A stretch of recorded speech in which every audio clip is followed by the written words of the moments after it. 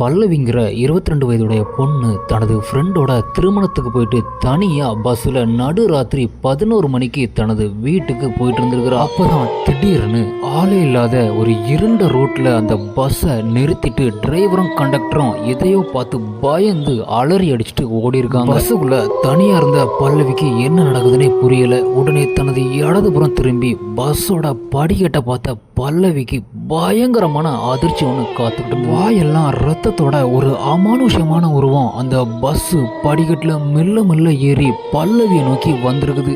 அதை பார்த்த பல்லவி அலறி அடிச்சுட்டு பின்னாடி உள்ள படிக்கட்டு வழியாக இறங்கி ஓடி இருக்கிறா. அப்போதான் எதிர்பாராத விதமாட்டு அந்த ரோட்டில் மூஞ்செல்லாம் மஞ்சள் பூசிட்டு நெத்தியில் சிவந்த பொட்டம் வச்சுட்டு ஒரு அம்மா பல்லவிட்ட ஏன் அலறி அடிச்சுட்டு ஓடி வரேன்னு கேட்டிருக்காங்க. அதற்கு பல்லவியும் நடந்த விஷயத்தெல்லாம் சொல்லியிருக்கிறா. உடனே பல்லவியை பத்திரமா அவள் வீடு வரைக்கும் கொண்டு அந்த அம்மா விட்டுட்டு வந்திருக்காங்க. அன்னைக்கு ராத்திரி பல்லவியோட கனவுல அவள் தினசரி வழிபடுற மாரியம்மன் வந்து நான் தான் உன்னை பத்திரமா வீடு வரைக்கும் கொண்டு விட்டேன்னு சொல்லியிருக்காங்க. இதை கேட்ட பல்லவி மகிழ்ச்சியில் வியந்து போகிறா.